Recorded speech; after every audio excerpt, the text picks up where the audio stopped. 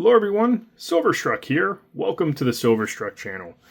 Wow, it's vintage gold really hard to find right now, especially scarce in Engelhard, I've noticed. Very recently I went to a big coin show looking for different dated prospector gold rounds and also keeping my eye out for bars, and there was limited availability. I really didn't end up picking up anything that I needed at that coin show. It was a lot of fun. Looking for Engelhard gold, but it was pretty scarce to be able to find really any examples out there. So I was a little bit shocked given the sheer amount of dealers that were there. However, recently I had some great luck at a local coin shop and I was able to pick up a full ounce Engelhard bar, and very excited to be able to share that with all of you. But before I do, let me just talk for a moment about why I do what I do with Engelhard and vintage gold in general. And there's two big reasons to why I really enjoy Engelhard. And the first reason is the sheer amount of variety. If we're talking about the bars, you have full ounce bars, fractional bars, bars and assay cards, bars that probably were once in assay cards and aren't anymore, which is the bars I typically find. But you have all those different fractional sizes, different designs, portrait and landscape varieties, so there's a lot of interest right there for a collector.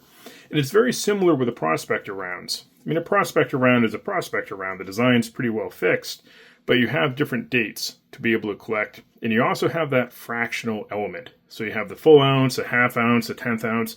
It's all there, tons of interest for collectors. And the second big reason is the purity. It's all 4/9 pure. I don't talk about the purity differences a lot. I do pick up 3/9 fine and even 90% gold occasionally, but there's just something about that deep gold look, that golden hue that a 4/9 fine piece is going to have, whether it's a bar or a round. I just really enjoy it, and it's a little bit more enjoyable to me than the copper content that you're going to find in the 3/9 fine. Some of that can be beautiful as well, but there's just something about that 4/9 fine. So those are the big reasons why I really enjoy searching for this Engelhard gold. So without further delay, let me show you what I picked up. It's very reflective, so I'll do my best to share it here. We have an Engelhard Industries of Canada bar, refiners and assayers, 1 troy ounce, 4/9 pure, and it has that serial number right there, dead center. Trying to get a good angle on it so you can see it. It's a very nice bar. As we flip it over to the reverse, it's just very plain, not even a border. So this is a plain back, no border. So not too interesting on that side. But what's really cool about these Engelhard bars is this one is an earlier design. You might recognize it from the silver version that you can find in the Engelhard Industries bars. These were the earliest of the Canadian-made bars, both in silver and gold. So really neat to be able to have this this wonderful landscape variety. So let's go ahead and get this one in a capsule. When it comes to capsules, I've said in many videos, I prefer direct fit. Occasionally, it doesn't work out with direct fit, but this has the correct dimension. So the gold fits perfectly in an airtight direct fit capsule. That way we can see the gold from the side as well. So there's that bar there. I'll go over the other bars in my collection. It's been a while since I've shared them. And the first bar here on the top, and I'll only talk about the full ounce bars in this video. This is the later Canadian design when they had an upgrade to the logo. This one's a portrait variety. You can see the new Engelhard logo right there. Still says assaying and refining underneath. 1 troy ounce, fine gold, 4/9 pure, of course, with that serial number and the bull logo.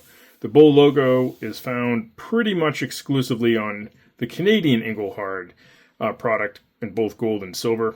Sometimes it's snuck on a few other pieces, but for the most part, it's just the Canadian facility that used it. And here we have a plain back with border. So pretty interesting that the Canadian facility wasn't using the traditional logo that we're going to see on the very next bar. This bar here is just a bar in wonderful shape. This is a standard production bar, very classic with a globe, the E and the MC. But this one's thick and a different diameter, so I had to use this foam ring here And I've played with it a bit, but it's just not really working out that well. So not too happy with how this one's stored. The bar is just gorgeous though, and we're here for the gold. So you can see that it's 1 ounce fine gold, 4/9 pure, with that serial number. Obviously, it's a U.S. bar. You don't have the bull logo there. As we flip it over, we're going to see that classic reverse. Engelhard repeated in full 3 times. So really cool bar. This one's super thick. I do like to take this one out of the capsule occasionally and hold it. Really thick bar right there. And the last bar to share with all of you is actually not an Engelhard. This is my only Johnson Matthey of the group. This one's a certain different variety of Johnson Matthey. This is a Republic National Bank of New York bar. I have showed this one on the channel before. And it is also 4/9 pure. Has a really cool logo right there, dead center. And as we flip this one over, there's a lot of interest on the reverse. There's a serial number. You have the R&B logo repeated. And then you have that classic JM with cross hammers at the bottom. Assayers, refiners. So pretty cool bar. This one also in wonderful condition. So I've been very lucky to find some of these bars that are probably out of assay when they should be in assay. Raw bars, but in great condition. So if you had been wondering why I have a guardhouse box out, it's actually where I store my 1 ounce gold bars. The rest of the bars in here are actually my fractional silver bars, most of them vintage as well. But I have a few spots here where I can put some nice gold bars. So in the guardhouse box they go. If gold wasn't so high priced, I would actually consider doing a gold guardhouse box, but I don't think the timing is right for that. It depends on how much gold price may or may not retreat, and what the availability of these beautiful gold bars really are in the marketplace. So there you have it. Some beautiful gold bars. Got 1 spot left there, so hopefully I can track down a 5th full ounce gold bar. But you'll have to let me know in the comment section, what are your thoughts on vintage gold, Engelhard gold in particular?